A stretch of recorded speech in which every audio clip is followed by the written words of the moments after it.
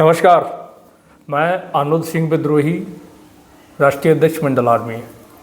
साथियों, मंगेश यादव का जो फर्जी एनकाउंटर हुआ है उस संबंध में और प्रदेश भर में जो दलित पिछड़ों की लगातार हत्याएं हो रही हैं, जो अत्याचार हो रहा है विशेष रूप से ओबीसी वर्ग को, उसको लेकर के कुछ महत्वपूर्ण जानकारी आपसे साझा करनी है और कुछ जो बात है वो मैं आपसे इस वीडियो के माध्यम से रखना चाहता हूँ। पहला तो जैसा कि आप जान रहे हैं कि मंगेश यादव का एनकाउंटर हुआ और इधर जो है इंदल पटेल को ललितपुर में जिंदा जलाने का प्रयास हुआ। झांसी में मथुरा में सैनी परिवार पर जानलेवा हमला हुआ और ये सारे हमले अगर देखा जाए तो जाति विशेष के लोगों के द्वारा ही किए गए हैं, और चाहे वो सरकारी हों या फिर सत्ता संरक्षित गुंडे हों।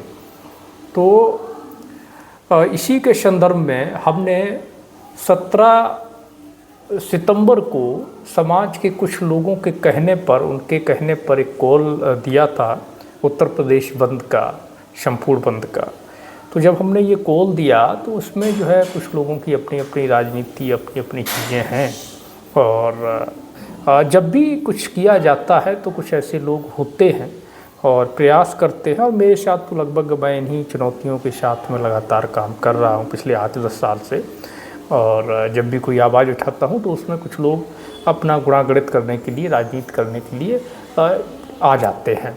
खैर, तो इस संदर्भ में हमारा ये कहना है कि 17 सितंबर को जो बंद है, तो मेरी पुनः अभी भी ये अपील है कि जितने सामाजिक संगठन हैं और ओबीसी SC ST समाज के जो बुद्धिजीवी लोग हैं, जानकार समझदार लोग हैं, वो लोग सड़कों पे उतरें और जितने इशूज़ हुए हैं पूरे उत्तर प्रदेश के अंदर, चाहे वो मंगेश यादव फर्जी एनकाउंटर का मामला हो या फिर जो है गोंडा में अजीत भारती पासी समाज के जो हमारे भाई थे उनकी गोली मार के हत्या करने का मामला हो, या फिर मथुरा के अंदर जो है सैनी परिवार पे जानलेवा हमले का मामला हो, या ललितपुर में जो है इंदल पटेल के ऊपर जो है डीजल जला देने का मामला हो। ये तमाम जो मामले हैं इनको क्लब करके एक साथ में सारे इशूज़ को उठाने का काम करें और अपनी ताकत का एहसास कराएं। सब लोग जिसकी जहाँ क्षमता है वो इस बंद को सफल बनाएं। सबसे बड़ा जो इशू है वो ये है ओबीसी के साथ में। जैसे मान लीजिए कि जब कहीं मसला होता है, मंगेश यादव वाला जो मैटर है, अगर यही मामला किसी शेड्यूल कास्ट के भाई के साथ हुआ होता या किसी सवर्ण के साथ हुआ होता तो अब तक पूरा उत्तर प्रदेश नहीं, पूरा देश जो है कहीं न कहीं जाम हो गया होता। लेकिन यहाँ का मामला क्या है? सबसे पहली बात यह है कि जो नॉन यादव हैं तो उनके लिए ये है कि भाई यादव है, मुझे क्या लेना देना, मैं क्यों करूँ। और कुछ लोग जब बंद की ये करते हैं तो अपना अपना लॉजिक भी उसमें देते हैं कि इसमें ये प्लस, ये माइनस, ये वो सारी चीज़ें। और दूसरा, अब जो नॉन यादव है उनका तो यह कि भाई यादव है। अब जो यादव है उसका ये है कि मान लीजिए कि बिहार का, राजस्थान का यादव है, तो सोच रहे हैं मंगेश यादव मारा गया, उत्तर प्रदेश का है, अपने प्रदेश का होता तो हम कुछ करते। अब उत्तर प्रदेश पे आ जाइए, पश्चिमी उत्तर प्रदेश का आदमी है, यादव है, वो कहेगा अरे पूर्वांचल का यादव था, अब अपने इधर का होता तो चलते, हम लोग भी कुछ करते।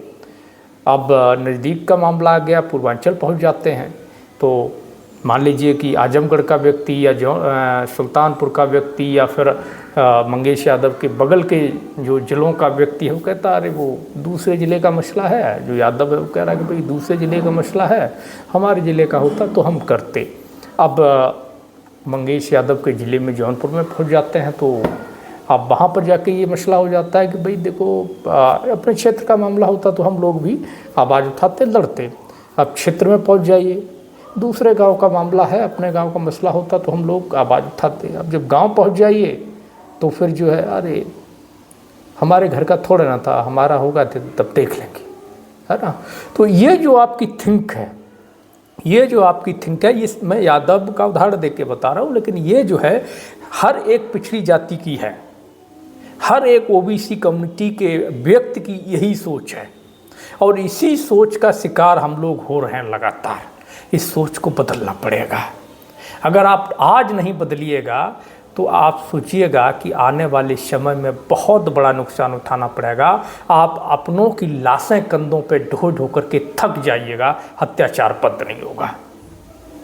कोई भी मसला हो, मेरा प्रयास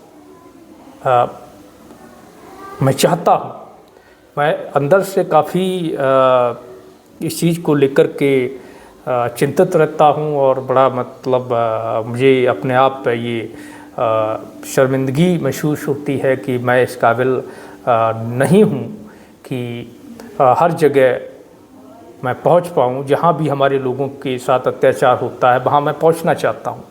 मैं चाहता हूँ कि कम से कम जाकर के उनका दर्द बांटूँ, उनके लिए आवाज़ उठाऊँ। चाहे इंदल पटेल का मामला हो या अभिमन्यु सैनी का मामला हो या फिर मंगेश यादव का मामला हो या अजीत भारती का मामला हो या जो भी इतने इशू उत्तर प्रदेश या उत्तर प्रदेश के बाहर पूरे देश के अंदर जहाँ भी ओबीसी एससी एसटी के साथ ये समस्या होती है, तो मेरा दिल से ये मैं चाहता हूँ कि मैं ऐसे हर इशू पर खुल के लड़ूँ। और लड़ने की जो हमारी जिद है उससे आप लोग वाकिफ़ हैं, लेकिन जिद से क्या होता है, हर लड़ाई का अपना अलग अलग स्तर होता है, उसके लिए अलग अलग चीज़ों की आवश्यकता होती है। तो मैं वहाँ नहीं पहुँच पाता हूँ चाह कर भी, क्योंकि इस तरह की लड़ाइयों में आपके पास साधन संसाधन की आवश्यकता होती है। कम से कम एक गाड़ी तो आपके पास हो जो 2 4 10 लोगों को अपने साथ ले जाओ और कुछ लोगों से बात करके आसपास के लोगों को बुला लो। तो इस तरह की घटनाओं में आप अगर पैदल से बस से जाते हैं, दूर दराज गाँव की घटना है और तमाम सारी चीज़ें हैं, तो उससे एक तरीके से माहौल भी नेगेटिव ही बनता है कि जो लड़ने वाला है उसके पास ही कुछ नहीं है तो हमारे लिए क्या लड़ेगा। इस तरह की जो एक नैरेटिव सेट है हमारे समाज के अंदर, कम्युनिटी के अंदर, कि जो पैसे वाला है, जो फार्चूनर वाला है, काफले वाला है, वही जो है लड़ सकता है। आप गरीब आदमी जो है, कमज़ोर है, वो कितना भी दिलेर है, कितना भी हिम्मत वाला है, कितना भी समाज के लिए वफादार है, लेकिन उस पर समाज ट्रस्ट नहीं करता है, क्योंकि उसको लगता है कि नहीं, केवल बड़ा आदमी ही लड़ सकता है। और ये कभी नहीं सोचता कि बड़ा आदमी आपके लिए क्यों लड़ेगा। तो ये हमें थिंक बदलनी पड़ेगी और जो है हमें हर एक मसले पर मिलकर लड़ना पड़ेगा। तो मैं पहले तो पुनः अपील करूंगा कि 17 जो तारीख आ रही है, इस पे उत्तर प्रदेश में जहां भी आप बंद कर सकते हैं, ज्ञापन दे सकते हैं, धरना दे सकते हैं, दीजिए।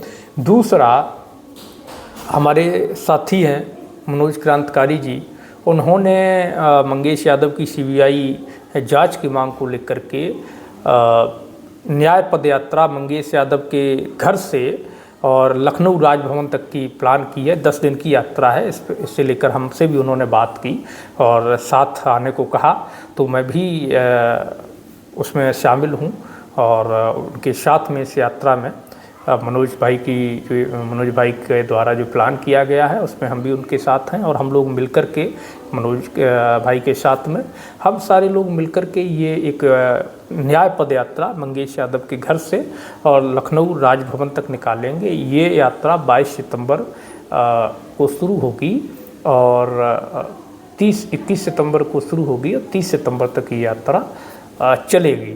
तो मेरी आप सभी से अपील है कि अधिक से अधिक संख्या में हमारा जो ये लड़ाई है इस यात्रा को सपोर्ट करें। और इस यात्रा का जो रूट है, क्योंकि 10 दिन जो साथी चलेंगे, तो रास्ते में जो आपका क्षेत्र, अगर आप उस क्षेत्र से हैं, रोड मैप भी जल्दी मैं साझा करूंगा, तो हमारे साथियों की आप रुकने खाने का अगर जो इंतजाम आप कर सकते हैं तो ये बहुत अच्छी बात होगी। और मैं उन साथियों से भी अपील करता हूँ, ये भी अपील है हमारी कि अपने अपने क्षेत्र में अगर पूरी यात्रा में साथ ना पाएँ तो मंगेश यादव को न्याय दिलाने के लिए कम से कम अपने अपने क्षेत्र में तो भारी संख्या में यात्रा के साथ जुड़ें, ताकि ये पूरे देश में आवाज़ गूंजे कि उत्तर प्रदेश के अंदर जातिगत जो अन्याय हो रहा है ये अब चलेगा नहीं। ओबीसी एससी एसटी समाज, यादव समाज, पटेल समाज, नाई समाज, सैनी समाज इसको बर्दाश्त नहीं करेगा। तो मैं जो है यात्रा का विवरण आपको दे रहा हूं और हमारा नंबर भी है स्क्रीन पर, आप उससे हमें संपर्क भी कर सकते हैं।